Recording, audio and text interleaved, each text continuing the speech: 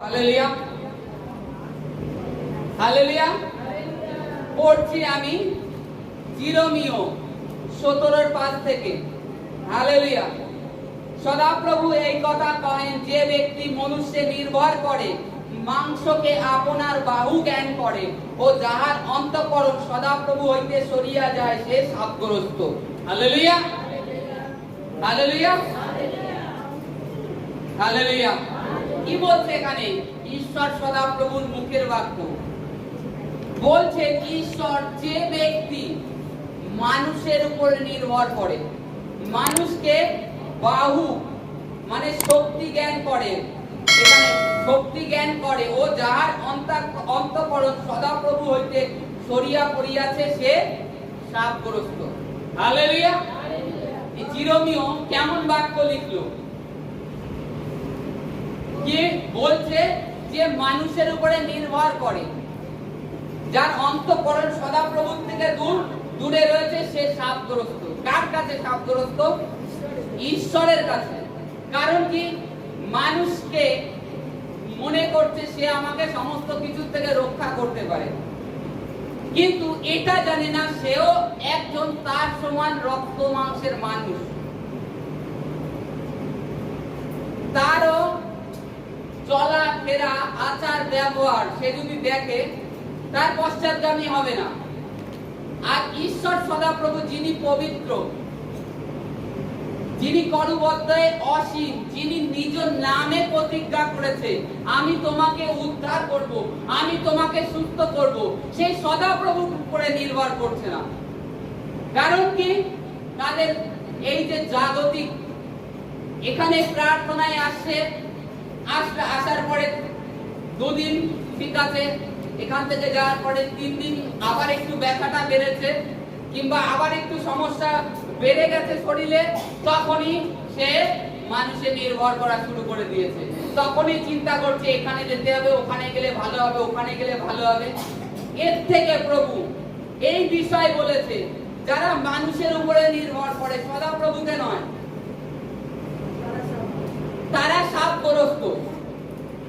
আজকে এটাই জিরোমিয়া আমাদেরকে বুঝাতে চেয়েছে, যে আমাদের সম্পূর্ণ ভরসা, বিশ্বাস, ভূমি সেই সদাপ্রভুকে রাখা উচিত।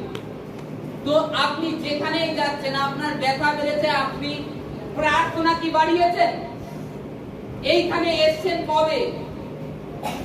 1 সপ্তাহ আগে, 1 মাস আগে এসছেন, তারপরে আর আসেননি।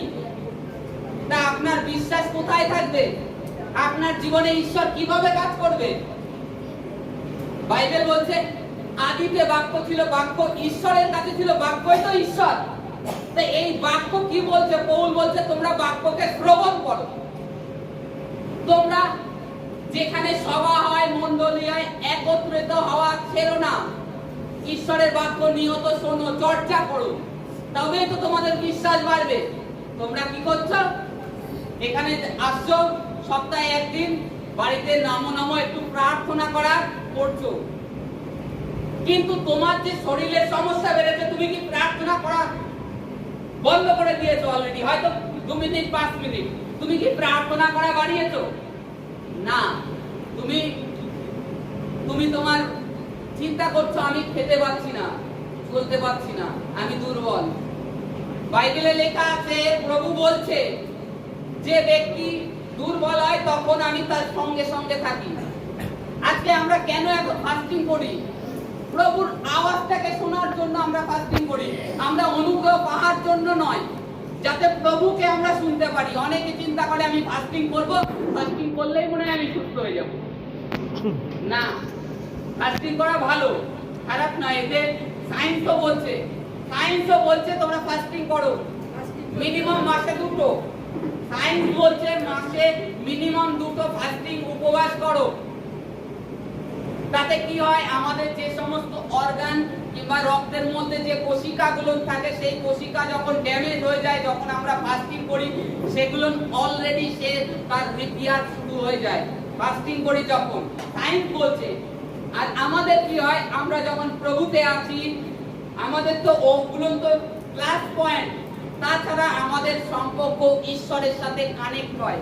মনে করুন মেঘলা হলে জানেন তো টাওয়ারের সমস্যা হয়। মেঘলা যখন হয় আকাশে, দেখবেন ঝড় বৃষ্টি হলে আপনি কোথাও ফোন করবেন, তখন ফোনটা ঠিকঠাক যেতে চায় না, কিংবা কোরাস লাইন হয়ে যায় অনেক সময়। মেঘলা হয়ে যাওয়ার কারণে আমাদের কলটা ঠিকঠাক পৌঁছাচ্ছে না। যখন আকাশ ফ্রেশ থাকে তখন আপনি কল করলে ঝম করে লেগে যায়, তাই তো? তদ্রূপ আমাদের জীবনের মেঘলা, আমরা জগতে চলতে চলতে যখন অন্ধকারে চলে যাই তখন ওই মেঘলা এসে দাঁড়িয়ে যায়, তখন প্রভুর আওয়াজকে আর শুনতে পাই না। প্রভু আমাকে কি বলতে চায়? প্রভু প্রত্যেক ব্যক্তির সাথে কথা বলে, প্রভু প্রত্যেকের সাথে কথা বলে, খালি শোনার কান নেই আপনাদের, আপনারা শুনতে চাচ্ছেন না, আপনারা আপনাদের শরীর নিয়ে পড়ে আছেন। আমার ব্যথা কমছে না, আমার হার্টের সমস্যা কমছে না, আরে প্রভুর কাছে ছেড়ে দিয়েছো, তিনি সদা প্রভু। তাকে যদি বাহু জ্ঞান করো, তোমাকে তোমার হার্টের সমস্যা, তোমার কিডনির সমস্যা কখন তোমার জীবন থেকে গায়েব হয়ে যাবে সেটা তুমি জানতে পারবে না, যদি ঈশ্বরকে বাহু জ্ঞান করো।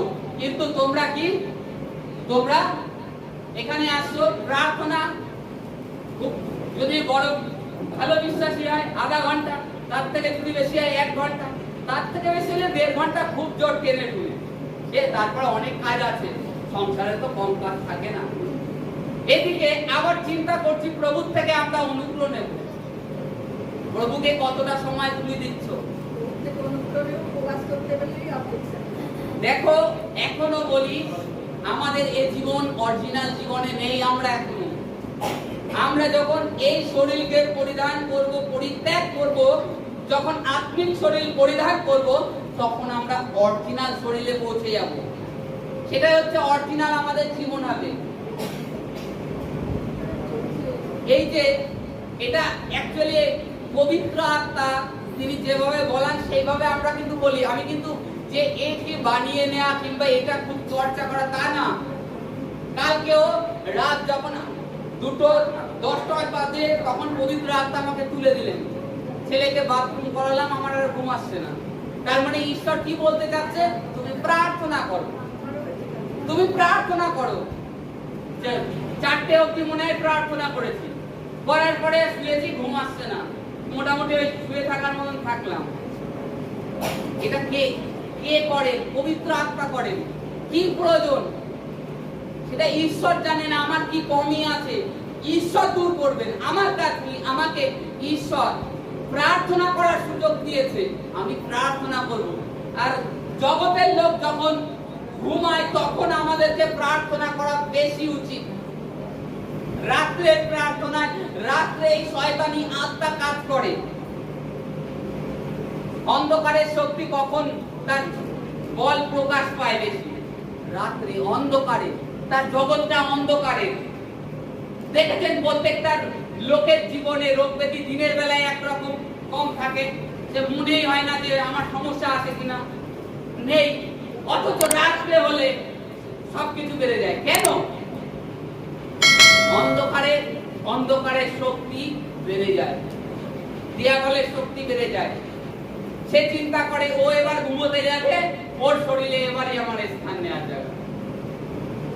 প্রার্থনা করুন, প্লাস নিজেকে প্রভু যিশুর রক্তে লুকিয়ে নিন, যে প্রভু আমি শুনছি তোমার পবিত্র রক্ত আমাকে ধুয়ে দিয়েছো, আমাকে কবজ করেছো। আমি বিশ্বাস করি কোনো মন্দ স্পিরিট আমার শরীরে প্রবেশ করতে পারবে না, কোনো অন্ধকারের শক্তি, কোনো রোগ ব্যাধি, যার জন্য তুমি আমার জন্য ক্রুশে বলিদান দিয়ে দিয়েছো, মূল্য চুকিয়ে দিয়েছো ক্রুশের উপরে। আজকে আমরা করি না নামমাত্র প্রার্থনা। বিশ্বাসী কিন্তু নামমাত্র বিশ্বাসী। বিশ্বাসীর মতো বিশ্বাসী হও। ক্যাপ্টেন কুলম্যান আমেরিকার পাস্টার ছিলেন। তিনি কেমন বলতেন জানেন? খালি বলতো প্রভু হিল। হাজার লোক পড়ে যেত। আমাদেরকে প্রভুকে সময় দিতে হবে। আমরা সব